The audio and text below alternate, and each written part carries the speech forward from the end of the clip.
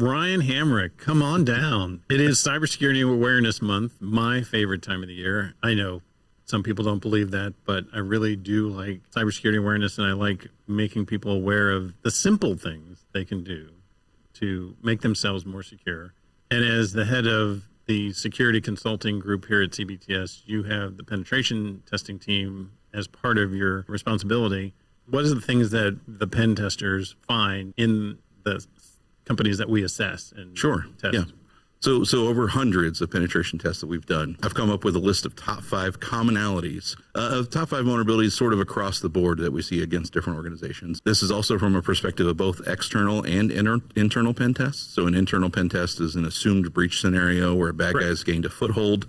An external pen test is literally just what do you have connected to the internet. So give that frame of reference on the data that I'm going to give you now. Okay. So in reverse order. Number 5, ladies and gentlemen, the lack of security headers for applications like HTTP strict transport security, HSTS as a header. It is a finding, right? It is something that we see very often because we do come across a lot of web applications, especially in the external testing. And it is such an easy thing to set. It's just a header setting that you put in that forces the use of. And that's on the server side. It's not on the client. I mean, your end user that's coming to your web application has no control over that whatsoever. It's all on you, the provider of that application, to say, set this so that anybody that comes to me has to use a security protocol. Yep. And along with that, poorly configured content security headers.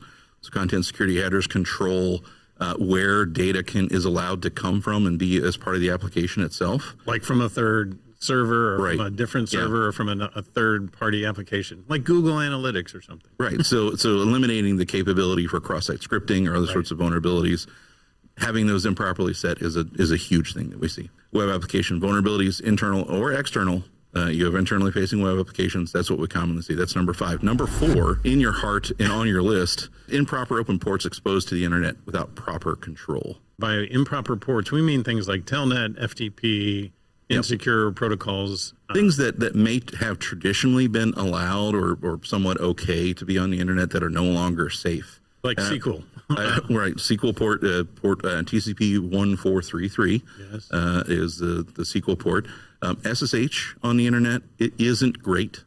You want to have that. Most people would have that. A lot of people do have that, but it isn't great. If you can hide that behind a VPN or some other connection, that's the better way to do it. Okay. If you have it exposed to the internet, make sure multi-factor authentication is turned on.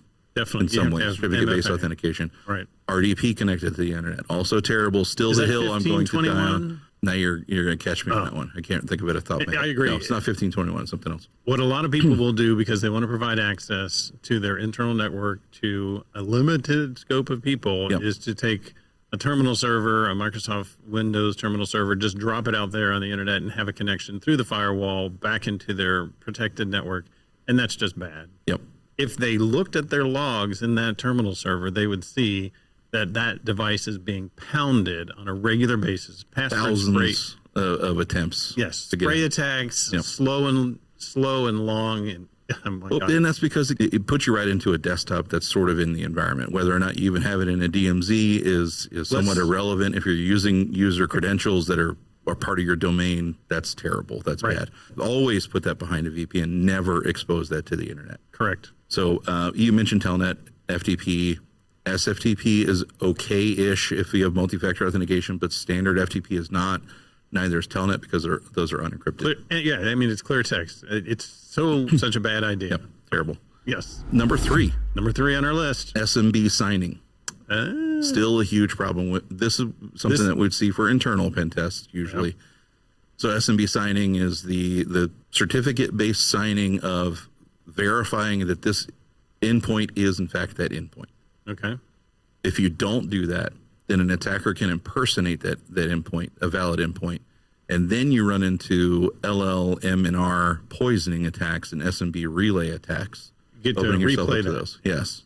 So as an attacker listens for LLM&R broadcasts or multicast requesting who is this host, a bad guy can say, I'm that host. And then that person will send their credentials, and then we can capture that hash, crack the hash or pass it, depending on how they configure what type of hash it is. Still a big problem within organizations. It's really a fairly easy fix. And again, it's done on the server, on the internal part of your network. You basically enable a security feature for Windows authentication. It's really just a GPO change. You can make it to your organization. Oh. Usually doesn't break anything within your organization. Right. And you want to test it, though. Test it before you turn it on. There is a scenario where that would break things. We'll get to that in a minute. So that was number 3. So that's number 3. Number 2, SSL TLS problems. We see a lot of certificate problems, whether they are improperly configured certificates. We also see a lot of weak cipher suites being used, whether those are RC4, let's see, what is it, SHA-1. Those are still being used. Still out there. Even though it has been deprecated for a pretty long time. 2011. Yes. Still being used, and it's important that those aren't made available because they can be used in what's called a downgrade attack. Right. The client goes to the server and says, "Oh, I can't handle this new fancy or SSL TLS. Sorry, 1.3, 1.2. Yeah." Yeah, we still also see, speaking of SSL and TLS, we still see SSL version 3, although that has really been, that's pretty rare. Okay. What we see nowadays is TLS 1.1, TLS 1.0 still available. Again, can be used in downgrade attacks to say, let's make this end user use this weaker cipher suite so that then we Much can crack the conversation. Right. And let's man in the middle of that, and let's get in the middle of things and see their information in clear text now because it's totally deprecated. TLS 1.2 is the standard you should be moving forward, and I think TLS 1.3 is in the works. Oh, it's already deployed. Yeah. I mean, AWS and Azure support 1.3. Yeah. Load balancers can be configured in both those environments, and I'm sure in Google Platform Compute, GPC, it can also be configured. And definitely go to TLS 1.2 as soon as possible. And the important thing is to not just go to TLS 1.2, but disable the use of TLS 1.1 and 1.0. Exactly. Yes. So make sure that those aren't available. Right. Because a lot of companies will turn on TLS 1.2, but not turn off the other things. That's what we see.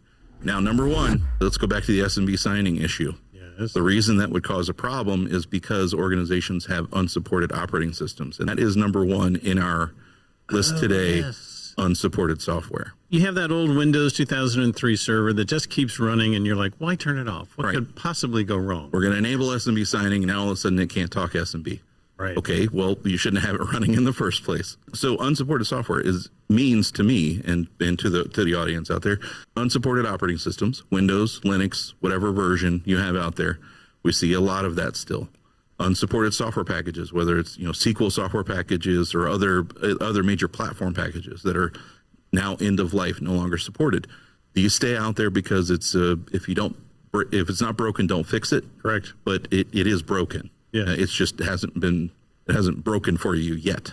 Right, and the thing for the audience to be aware of is you'll find these systems in your environment if you do a vulnerability scan. Yes. You don't even have to do the penetration test to prove that they are. You do a regular vulnerability scan, or if you have a good patching program that says, what did I miss on my patch? And you're going to get a report that says you've got a server that's end of life. And that's a big red flag. Your auditors aren't going to like it. Your compliance officer is not going to like it.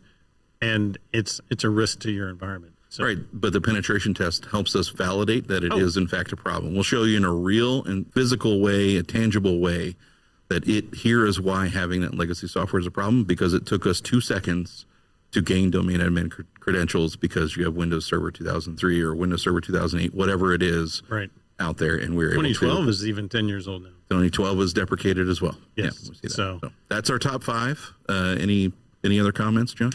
Well, just that I want to make sure, again, Cybersecurity Awareness Month, let's make sure we're more secure out there.